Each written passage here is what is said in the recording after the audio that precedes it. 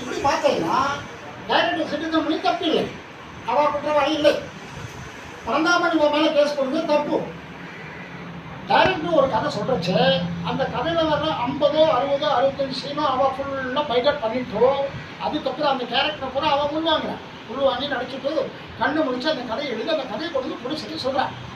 அந்த கதையை கேட்டுட்டு தான் அந்த போலீஸ் இந்த படம் பண்ணலாமா வேணாமா அப்படின்னு டிசைட் பண்ணுறாங்க. அப்படி டிசைட் பண்ணி தான் அந்த படத்தை வந்து ஸ்டார்ட் பண்ணுறாங்க.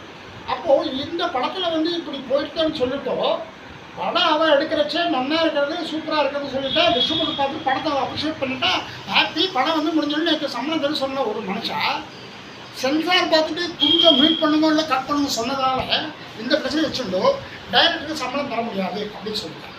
அதுக்கப்புறம் டைரக்டர் அதை காம்ப்ரமைஸ் ஆகி சரி ஓகே சென்சார் பண்ணுங்கன்னு சொல்லிட்டு கொஞ்சம் கட் பண்ணிட்டாங்க. கொஞ்சம் கட் பண்ணிட்டு சென்சாருக்கு போகிறேன். சென்சார் கொஞ்சம் கட் பண்ணிட்டு படத்தை கொடுத்துருக்கேன். இப்போ என்னாச்சு, படம் மறுபடியும் டிஸ்ட்ரிபியூட்டர் போடச்சு எங்கே பார்த்து கொஞ்சம் மியூட் ஆனதுனால உஷ் உஷ்ஷுன்னு காற்று தான் வரணும்.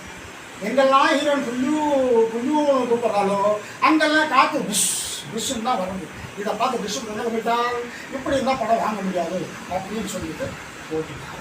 இப்போது புடிச்சு என்ன பண்ணுறார், டைரக்டர் மேலே தப்பு அப்படின்னு சொல்லிட்டு நேற்று 2.5 கோடி லாஸ் பண்ணிட்டார், அவள் தான் நேற்று நஷ்டம் வீடு கொடுக்கணும்னு சொல்லிட்டு இவன் மேலே கேஸ் போட்டுட்டார்.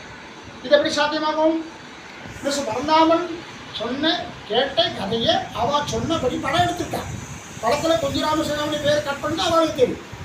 படம் அக்செப்ட் பண்ணியிருக்கா, ஷூட்டிங் நடத்த பக்கத்தில் இருந்திருக்கா, எல்லாம் பண்ணிட்டு கதையிலேருந்து எல்லாம் பார்த்துட்டு பணம் பட்வாடாலேருந்து எல்லாமே அவள் தான் பார்த்துருக்கான். அங்கே எங்கேயும் தப்பு நடக்கலை.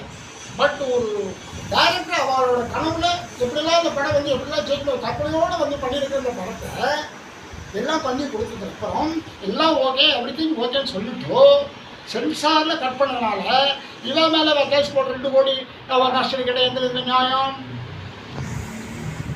இவரான